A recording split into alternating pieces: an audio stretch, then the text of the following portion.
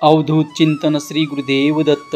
श्री स्वामी समर्थ महाराज की जय। श्री स्वामी समर्थ बाळा, त्रासदायक लोकांपासून अंतर कसे ठेवावे, त्यांच्यापासून आपला त्रास कमी होईल किंवा त्रास होणार नाही या गोष्टीची कशी काळजी घ्यावी ते आपण या संदेशाद्वारे पाहणार आहोत।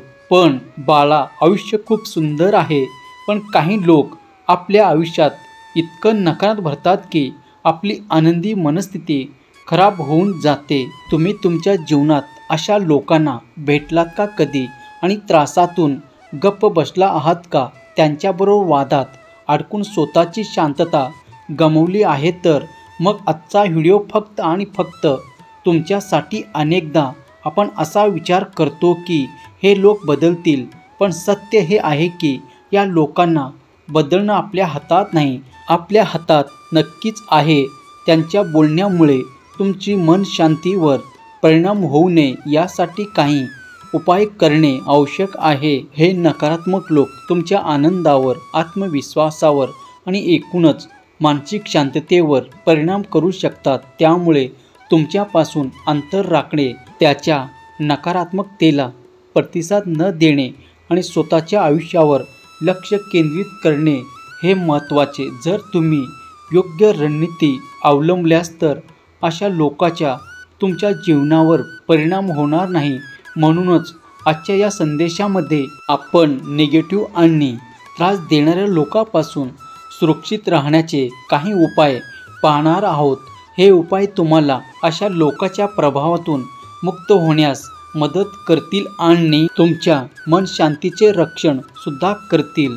जर तुम्ही या सवयी लावून घेतल्या तर कोणत्याही नकारात्मक व्यक्तीचा तुमच्या आयुष्यावर परिणाम होणार नाही। तर अजूनही तुम्ही चॅनलला सबस्क्राईब केलं नसेल तर चॅनलला सबस्क्राईब करा आणि बाजूची घंटी दाबा आणि व्हिडिओला लाईक करून हा संदेश तुम्ही शेवटपर्यंत ऐका। सर्वात महत्त्वाची गोष्ट म्हणजे कळते पण वळत नाही तंत्र वापरा। काही लोक मुद्दाम टोमणे मारतात किंवा त्रास देतात कारण त्यांना तुमच्याकडून एक विशिष्ट प्रतिक्रिया हवी असते। तुम्ही जर त्यांच्या बोलण्यावर लगेच रिॲक्ट केलं तर ते पुन्हा पुन्हा तेच करतील। त्यांना उत्तर द्यायचं की नाही हे तुमच्या हातात आहे। अशा वेळी त्यांना उत्तर न देता शांत राहा। जर तुम्ही त्यांच्या बोलण्यावर प्रतिक्रिया दिली नाही तर ते आपोआपच थांबतील। काही वेळा मौन हेच सर्वात मोठे उत्तर आहे। नकारात्मक लोकांशी न बोलणं, त्यांना शक्य तितकं टाळणं हा सर्वोत्तम उपाय। त्याच्या बोलण्याला गांभीर्याने न घेता स्वतःच्या ध्येयावर लक्ष केंद्रित करा। त्यामुळे तुमचा वेळ उगाच टेन्शन करण्यात वाया जाणार नाही आणि तुमचं मन सुद्धा शांत राहील। स्वतःला जबरदस्त आणि मजबूत बनवा। कोणत्याही रस्त्यावरचं येऊन तुम्हाला त्रास देण्याची हिंमत करता कामा नये। बाहेरच्या जगातील कोणत्याही नकारात्मकतेचा तुमच्या मानसिक आरोग्यावर परिणाम होऊ देऊ नका। यासाठी तुम्ही स्वतःला मजबूत करा। सकारात्मक विचार, ध्यान आणि आत्मविश्वास वाढवणाऱ्या गोष्टीचा सराव करा। निगेटिव्ह लोक तुमच्या मनात सतत विशेष शंका निर्माण करण्याचा प्रयत्न करतील। अशा वेळी स्वतःवर विश्वास ठेवा आणि कोणत्याही गोष्टीचा परिणाम तुमच्यावर होऊ देऊ नका। सकारात्मक लोकांचा सहवास, वाचन, प्रेरणादायी पुस्तके, प्रेरणादायी विचार या गोष्टी तुम्हाला आणखीन बळकट बनवत असतात, मानसिक शांतता देत असतात। निगेटिव्ह लोकांपेक्षा तुम्ही स्वतःला अधिक महत्त्वाचे आहात। प्रत्येक वेळी लोक काय म्हणतील याचा विचार करणे ऐवजी तुम्ही तुमच्या ध्येयावर लक्ष केंद्रित करणे अधिक फायदेशीर ठरते।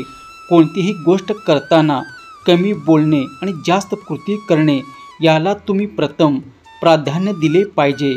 काही लोक मुद्दाम तुम्हाला खाली खेचण्याचा प्रयत्न करतात। अशा लोकांशी वाद वाढवण्यापेक्षा कृतीतून त्यांना उत्तर द्या। जर कोणी तुम्हाला म्हणत असेल की तू काहीच करू शकत नाहीस तर त्यांना प्रत्यक्ष कृतीतून दाखवा की तुम्ही काहीही करू शकता। अशा लोकांना भांडून उत्तर देण्यापेक्षा तुमच्या यशाने त्याचा भ्रम दूर करता आलं पाहिजे आणि स्वतःचं काम उत्कृष्ट पद्धतीने करता आलं पाहिजे, जेणेकरून त्यांना काही बोलण्यासारखं उरणार नाही. तुमच्या यशाची चमक इतकी मोठी असली पाहिजे की नकारात्मक लोकांचे डोळे दुखले पाहिजेत. तुमची नीती आणि तुमचे कर्म जर चांगले असतील तर देवाची साथ तुम्हाला नक्कीच मिळणार. विश्वास असल्यास होय माझ्या देवावर पूर्ण विश्वास आहे असे टाईप करा आणि हा संदेश आपल्या प्रियजनांना शेअर करा. कारण तुमच्या एका शेअरने कोणाचे तरी हरलेले मन हे जागृत होत असतं आणि तुम्ही न कळतच पुण्याचे भागीदार बनता आणि देवाचा आशीर्वाद प्राप्त करतात. नकारात्मक लोकांच्या विविध प्रकाराबाबत सतर्क राहा. काही फक्त तक्रार करतात, काही टोमणे मारतात तर काही खोट्या अफवा पसरवतात. अशा लोकांना ओळखा आणि त्याच्याशी संवाद कसा ठेवायचा आहे आधीच ठरवा. उदाहरण द्यायचं झालं, जर ऑफिसमध्ये एखादा सहकारी नेहमी निगेटिव्ह बोलत असेल तर त्याच्याशी केवळ आवश्यक तेवढंच संवाद ठेवा आणि अनावश्यक चर्चेत अडकू नका. तुमच्या बोलण्यावर नियंत्रण ठेवा आणि मुद्दाम तुमच्यावर दबाव टाकणाऱ्या लोकांकडे दुर्लक्ष करा. वेळोवेळी स्वतःला प्रश्न विचारा की मी काय व्यक्तीशी किती वेळ आणि कशा प्रकारे बोलायला हवं.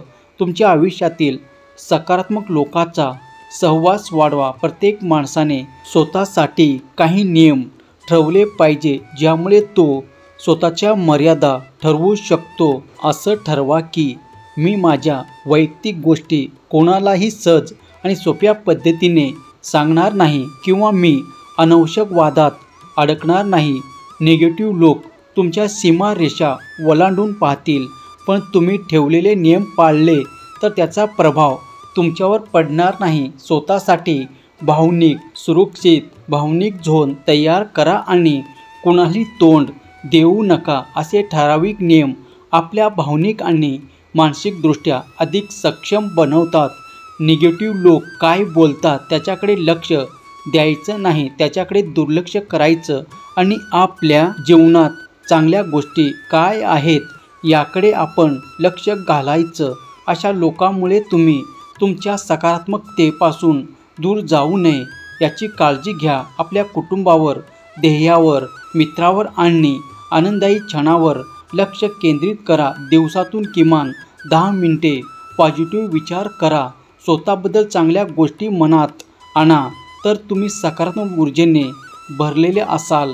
नाहीतर नकारात्मकता कायमच आपोआप दूर जात राहील. तुम्ही कोणत्या लोकांमध्ये तुमचा वेळ घालवता हे तुमच्या जीवनावर परिणाम करू शकतो. त्रासदायक लोकांमध्ये वेळ वाया घालवण्यापेक्षा तो वेळ काही उपयुक्त गोष्टींमध्ये लावा.